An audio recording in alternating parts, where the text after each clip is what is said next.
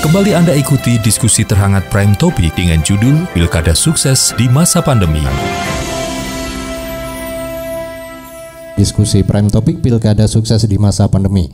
Sebelum kita break tadi sudah ada pertanyaan dari para hadirin yang ada di sini. Tadi ada Pak Pujo, kemudian Pak Agus Baharudin, dan kita masih ada waktu 15 menit. Jadi kayaknya pas ini para narasumber untuk memberi tanggapan masing-masing 5 menit, dimulai dari Pak Bambang dulu. Itu yang tadi yang disampaikan Pak Pujo soal PNS, soal istri, anak itu undang-undangnya tidak melarang kok. Undang-undangnya nggak melarang.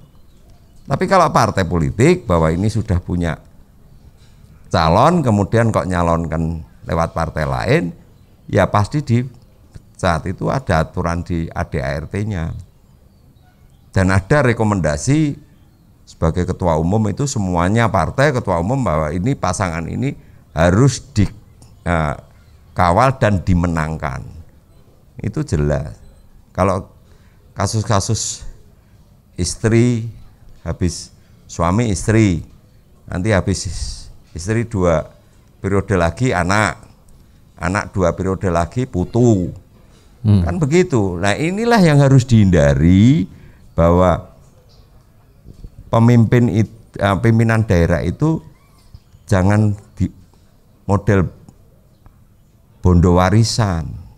Ini punya rakyat, bukan punya keluarga.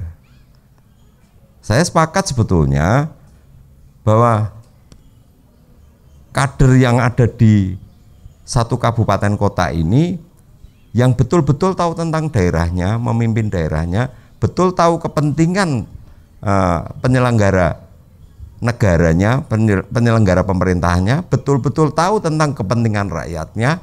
Inilah yang harus yang sebetulnya kita harapkan, sehingga daerah itu betul-betul APBD ini diserap untuk kepentingan masyarakat, terutama masyarakat miskin, Pak. Mari kita coba, kalau saya teman-teman yang ada di pakar-pakar tentang pemilihan, baik itu pilkada, pileg dan lain-lain, ini berdiskusi bagaimana toh sebetulnya pemilu di Indonesia ini. Dengan cara pemilihan langsung, DPR ini boleh kampanye tanpa cuti. Pemilihan langsung kepala daerah tidak boleh kampanye, harus cuti. ASN, TNI, Polri harus netral. Sehingga ada perbedaan-perbedaan. Kepala desa dipilih langsung, harus netral. Nggak ada istilah cuti loh kepala desa. Padahal dipilih langsung, bukan lewat partai politik. Nah sehingga ada yang namanya perilaku yang tidak sama.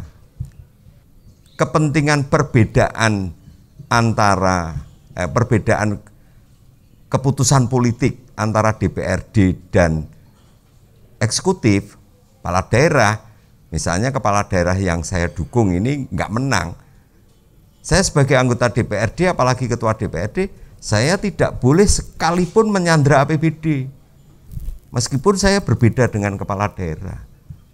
Kemudian yang di Mas Agus, Mas Mama ini, ya memang aturannya dibuat bulat gitu, biar lokson dewe sing ngapur kayak gitu loh. Ya toh, saya pegang. Persoalannya pengadilan juga jane, sebetulnya kejaksaan juga wegah, apa namanya itu, gakundu, biayanya terlalu banyak untuk nyidangkan itu, kan gitu. Hampir sebetulnya pelanggaran itu banyak tadi yang disampaikan tadi 45.000 itu pelanggaran banyak, tapi untuk menyelesaikan secara hukum sulit, Pak. Diputar-putar kayak gangsingan itu. Harus ini. Nanti ada saksinya diintimidasi. Kamu kalau datang, akhirnya saksinya pergi. Nah, enggak diajak pergi piknik, nggak bisa lagi. Waktunya habis 14 hari kalau nggak salah ya.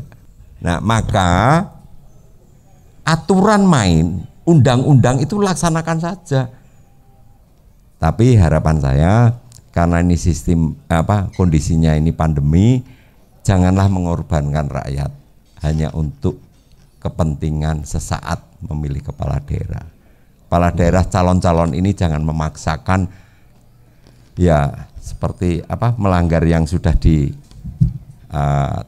oleh protokol kesehatan, karena sudah KPU saya kira dan Bawaslu sudah nantinya bekerjanya sudah maksimal.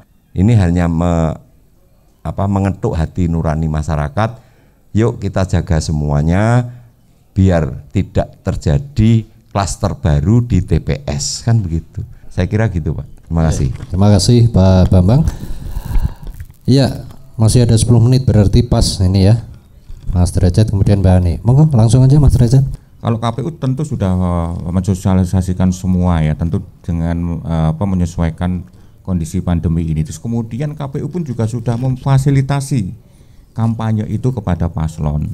Salah satunya apa yang difasilitasi KPU di dalam kampanye itu, misalnya baliho, spanduk, umbul-umbul itu kita buatkan.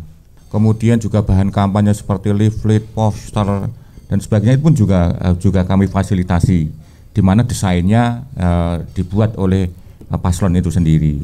Berikutnya debat publik. Debat publik kan juga bagian dari kampanye yang difasilitasi oleh KPU. Silahkan itu dimanfaatkan sebaik-baiknya sehingga masyarakat betul-betul mengetahui visi misi program begitu ya, ide-ide dan gagasan paslon, sehingga mendorong nanti publik itu, pemilih itu datang ke TPS juga. Berikutnya iklan kampanye. Nah, KPU akan fasilitasi iklan kampanye di dalam media massa, di media massa. Nah, kemudian bagaimana nanti betul-betul kontestasi itu juga menarik meskipun dalam kondisi pandemi. Terus kemudian bagaimana paslon juga harus punya ide dan kreativitas karena di situasi pandemi itu memasuki ruang-ruang misalnya media sosial. Karena kita sudah membuka maksimal 20 akun untuk pilihan bupati dan wakil bupati yang didaftarkan di KPU. Bisa Facebook, bisa Twitter, bisa IG dan sebagainya. Itu bagian sebenarnya yang bisa dimanfaatkan untuk tadi, karena ada pertanyaan masyarakat belum banyak mengetahui tentang visi misi paslon, ide-ide program dan gagasan begitu ya. Itu bagian dari, makanya sekali lagi karena di situasi pandemi kita terbatasi oleh kerumunan.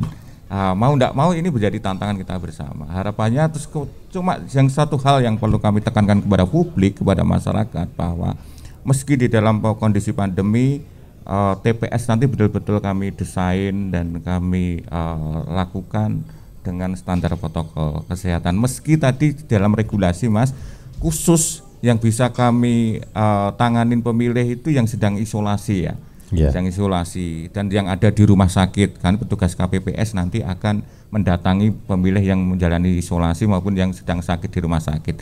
Yang lain belum mungkin barangkali ini kan masih proses juga PKPU tentang pemungutan dan penghitungan suara. Mbak Ani, monggo.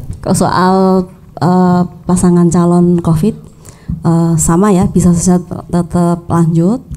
Ini bukan kasus yang pertama. Dulu pada saat pendaftaran pernah ada bakal pasangan calon yang juga positif COVID, sudah terkonfirmasi. Klaten ya Mas Derajat, waktu itu Bawaslu sarankan tetap bisa ikuti proses pendaftaran tapi melalui daring. Jadi saya kira nggak masalah, asal tetap ke depan sampai tahapan penghitung harus patuhi standar protokol COVID. Yang kedua Pak Pujo ya, saya kira ini beberapa diantaranya catatan saya kira juga baik. Ini bagian dari potret bahwa masyarakat ini juga masih punya catatan kritis yang sama-sama untuk berkomitmen menjaga pemilu pandemi kita ini ya tetap berlangsung secara proses, tetapi kualitas juga tidak boleh diabaikan. Ini saya kira oke. Bawaslu juga terima kasih seluruh catatannya. Yang terakhir Pak Agus Baharudin ya, PPL Kelurahan Ngasrep ya Pak ya. Jadi begini Pak, saat panjenengan mendaftar menjadi pengawas pemilu di desa itu saya kira juga sudah harus berhitung soal resiko. Ini kalau dalam bahasa saya kaidah fikihnya itu Bawaslu diciptakan itu memang sebagai munadzirin bukan mubasyirin. Kita ini pemberi peringatan bukan pemberi kabar bahagia. Jadi harus siap dengan resikonya ya. Ini saya kira catatan penting seluruh organ jajaran Bawaslu mulai dari tingkat kabupaten, kota, kecamatan, pengawas desa, kelurahan sampai PTPS. Saya minta begitu. Kalau Bapak kemudian ada situasi kebatinan nggak enak karena famili, tetangga dan seterusnya, teruskan kepada jajaran Panwascam atau Bawaslu Kabupaten Kota biar mereka yang ngurus. Atau kalau Bapak hari ini pegang datanya ASN yang tidak netral, laporkan kepada saya proses. Demikian Mas Pras, terima kasih.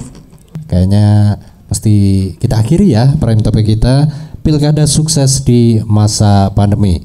Terima kasih untuk para pendengar, terima kasih para pemirsa, para hadirin, Pak Bambang, Mas Derajat, Mbak Ani, matur nuwun sudah banyak memberikan informasi kepada masyarakat.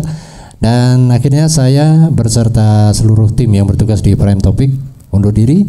Terima kasih untuk perhatian dan kebersamaan Anda.